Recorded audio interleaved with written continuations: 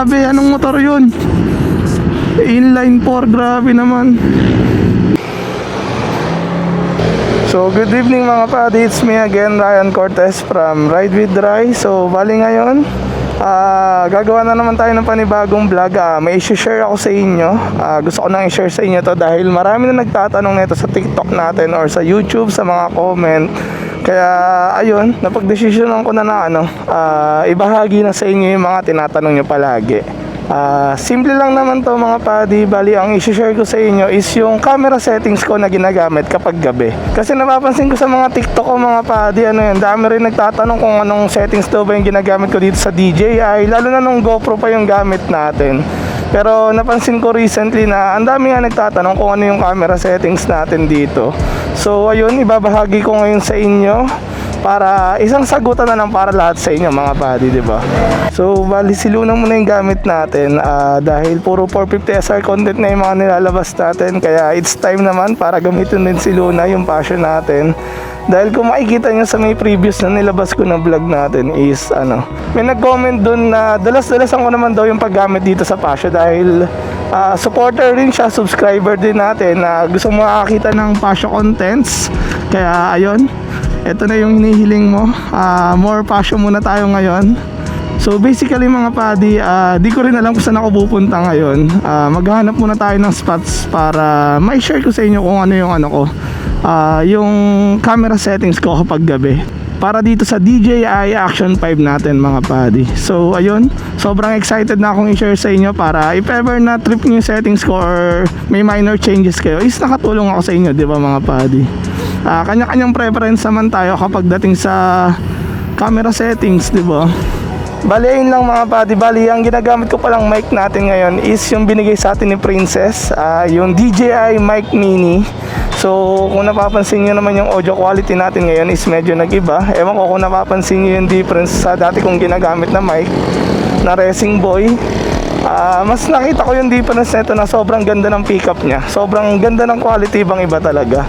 Kaya yun, shoutout ulit kay Princess dahil in-sponsoran tayo ng magandang mic mga padi. Akalain mo yun, puro kalokohan lang yung vlog natin, pero tingnan mo, isa-isa, step by step natin sineseryoso yung pagbablog talaga, di ba? So ayun, di ko alam kung saan tayo pupunta. Bahala na si Luna sa atin kung saan niya gusto. Tayo lang naman yung pilot niya. So maglibot-libot muna tayo habang dinidiscuss ko sa inyo yung camera settings ko mga padi. Tapos bahala na kung saan tayo mapupunta etong gabi na to. Enjoyin nyo na lang yung video mga padi. So as of now, nandito tayo sa may Paretiro.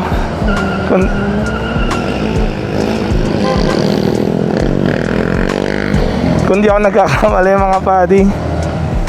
Pero for sure yan dahil lagi ako dito dumadaan, kaya alam kong ito yung Retiro. Kasi ito yung Pares Retiro na sikat mga padi, diba? So ayun lang mga padi, itong share ko sa inyong camera settings is hindi ko naman sinasabi na ito yung pinaka the best settings na makukuha nyo pag napanood nyo to. Is ito lang naman yung settings na ginagamit ko na gusto kong ibahagi sa inyo, diba? Uulitin ko lang ulit yung sinabi ko na kapag nilatag ko na yung settings ko, tapos pag may minor adjustment kayo, edi go, diba? Para at least kahit pa paano may base settings kayo na pwedeng paggayahan if ever na trip nyo yung gantong quality ng video natin. So ayun mga padi, unahin natin sa video resolution. So ang ginagamit natin sa pagbablog kapag gabi is 4K talaga mga padi. Dahil minamaximize ko talaga yung limit na itong camera na to, yung DJI Action 5. Sobrang ganda ng quality nito mga padi. Kung makikita nyo naman, di ba, yung output niya is sobrang ganda talaga ng quality. Pero kung gusto niyo magtipid ng storage space, go for 2.7K, okay rin siya. Tapos export nyo na lang ng 4K, di ba? So ako talaga, ginagamit ko talaga personally is 4K talaga mga padi. Tapos pagdating naman sa frame rates mga padi, minsan trip ko ang 25 frames per second para pag dinoble ko yung shutter speed niya is nagpo-produce siya ng motion blur sa gabi mga padi, na mas cool tignan dahil parang totoo talaga na tulad nyo pag pinapanood nyo yung vlog ko or yung vlog ng iba, diba, nakakaramdam kayo ng cinematic effects na something na ganun, diba? Kaya ang sarap panoorin or ang sarap sa mata. Kaya ayun yung ginagamit ko mga padi. Pero kung sa tingin kong usual na vlog lang katulad ng ganito, I'll go for 30 frames per second. So ayun yung ginagamit ko, dalawa lang. It's either 25 or yung 30 mga padi. Tapos punta naman tayo sa shutter speed mga padi. Bali sinusunod ko rin yung 180 degree rule pagdating sa camera. Is pag kung ano yung shutter speed mo, for example is 25 nga or 30, ita times 2 mo lang yun or i-double mo lang yung shutter speed mo, di ba? So for example mga padi, kung gumagamit ka ng 4K 50 frames per second, so yung shutter speed mo is dapat double ng frames per seconds mo. So ang dapat na shutter speed mo is 1/100 mga padi. Kung 50 frames ang ginagamit mo, so it applies sa lahat ng frame rates sa gagamitin nyo. Kung 25 is 50, kung 30 is 60 yung shutter speed mo, and so on and so forth mga padi. So ganun na nagwo-work yun. Nasa sa inyo na lang kung paano nyo tawag dito, kung paano nyo paglalaruan yun syempre. Pero ayun lang naman yung basic rule sa camera settings, kaya sana may natutunan kayo kahit pa paano. Tapos punta naman tayo sa next mga padi. Bali ang white balance settings ko dito, kapag gabi ang pinag-uusapan natin, is naka manual mode ako. Ang gamit ko na white balance ngayon mga padi is 4-5 Kelvin, kung di ako nagkakamali. Ayun yung ginagamit ko. Or minsan inaangat ko siya ng 5,000 Kelvin. So ayun pa nga rin sinasabi ko sa inyo mga padi, depende pa rin naman sa trippings nyo kung ano yung gusto nyong quality ng magiging video nyo, di ba? Pero kung naka DJI cam kayo mga padi, tapos ayaw nyo ng medyo may kinakalikot, go for auto lang kayo mga padi. Is goods rin naman yung ano niya, yung mga napoproduce niya sa auto. Pero ako, trip ko kasi yung may kinakalikot talaga mga padi. Kaya yun, ganun yung settings ko.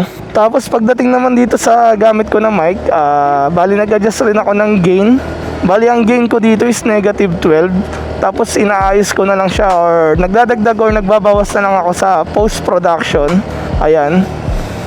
Kinakapa-kapa ko na lang kung sobrang lakas ba or sobrang hina pa, is dadagdagan ko mga padi. Tapos kung makikita nyo sa settings ng camera mga padi, may noise reduction doon. Naka -1, tsaka yung sharpness ko is naka -1 rin. So ayun lang naman yung mga basic na ginagamit ko pag nag-vlog ako ng paggabi. So iba rin naman yung settings ko pagdating ng umaga. So gagawa natin ng separate video yun mga padi. Balang i-share ko sa inyo mga padis, ito nga yung settings ko kapag gabi, settings ko kapag umaga, tsaka settings ko kapag may ND filter mga padi. So magkakaiba talaga yon. So medyo matrabaho lang. Pero thankfully dahil sa DJI ay may mga presets siya. So pwede mong i-save yung mga settings mo para hindi ka na mahirapan. So pagkapindot mo ng ng record button is nandiyan na kaagad siya mga padi. So nasa sa'yo na lang kung paano mo gagamitin yung mga settings mo, di ba? Foil hub. So ito pa pala mga padi, bale itong video ko is sinushoot ko siya ng D-Log M10 bit ganon mga padi. Bali mahilig tayo adjust ng color or tinatawag nilang color grading. Ayun, kung gusto nyo rin, i-share ko rin sa inyo yung ko. Bali sa next video na yun syempre mga padi. Bali dito sa video na to, isasample ko sa inyo kung ano itsura ng raw footage nya, tsaka itong may color grading ko na settings. So ayan, sana makita nyo yung difference. Tapos share nyo rin sa akin kung ano sa tingin nyo yung pabor sa inyo na maganda tignan or panoorin. Kung yung raw lang ba kapag gabi or itong may filter ko or itong may color graded ko mga padi. So ayun lang. Nasaan na ba tayo? Paikot pa. Parang paikot-ikot lang tayo. Di ko kasi talaga alam kung saan ako pupunta mga padi. Talagang literal na nagda-drive lang talaga ako, as in. Wala akong destination or kung saan man. Basta kung saan tayo dala ni Luna, doon tayo susunod sa kanya. Makaka-enjoy rin talaga pag pag gabi nagda-drive, no? Kali ang oras pala natin ngayon is 1:17 ng madaling araw. Ayan, kung makikita nyo naman yung kalsada mga padi, sobrang konti na lang yung mga nagda-drive ngayon dahil nagpapahinga na yung mga tao. Kaya ayun, hopefully nakatulong yung mga settings ko. Pero ewan ko kung na-explain ko na maayos, pero bear with me mga padi. Sana naibahagi ko sa inyo kahit paano yung settings na ginagamit natin dito sa pagmo-motovlog.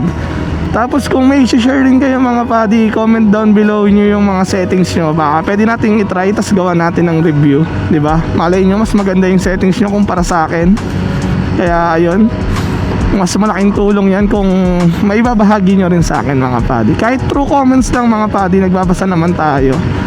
Sayang di tayo nakakabomba dito. Weng weng weng weng. Walang pambomba dahil pasyo gamit natin mga padi. Let's go. Pucha, grabe, anong motor yun? Inline 4, grabe naman. Grabe pumunit yun mga padi. Punit yung buong tunnel. Tayo nagtitrip lang ng weng-weng, tapos sa kanya totoong tunog talaga. So anong panama natin doon? Biset, super solid naman dala niya. So ito na yung Pegasus mga padi. Hopefully di tayo masiraan dyan sa tapat niyan dahil mayayari tayo kay Princess kung mangyari man yun. Akalain nyo yun mga padi, kakalibot natin kung saan saan. Nakarating na tayo sa may Fisher Mall dito sa may QC. Ay nako po, galang-gala ng oras na. So balik na lang tayo sa may tunnel na dinaanan natin kanina dahil sobrang ganda ng ambience dun. Kaya balik tayo dun mga padi. Sheesh, nakakatakot rin talaga mag-drive pag gantong oras, no? Parang lahat ano na, kargado na yung mga driver mga padi. Tapos yung iba galing inuman pa, di ba? Kaya ayun, Lord please guide us dahil ito lang gamit natin, si Luna. Sana po makauwi tayo ng safe at may dibaong memories at wag maging alaala na lang. Natatakot talaga ako pag maliit na motor yung dala ko mga pa. Dito sandito ako sa may gantong ka-open na daan. Parang naliliit ako na ewan. Hindi ka talaga pag naka big bike ka, parang medyo maskulado yung daan mo sa daan. Kaya ano eh, hindi ka maiintriga sa mga kasabayan mo eh. Ayun na, tunnel ulit. Kung itong may clutch lang to si Luna tapos nabobomba natin, wasak tong tunnel na to mga padi, as in. Pero tingnan nyo naman yung tinatakbo natin, oh. Super smooth na pa, 100 na. Oh, di ba? CVT only mga padi. Bitaw na tayo. Mahirap na, baka mapuwing yung guardian angel natin. Paano pa tayo?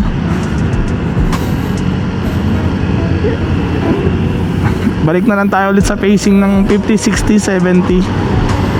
Mahirap mapuwing yung guardian angel natin mga padi. Baka mapaano tayo sa kalsada. Uy, ang ganda ng spot dito. View.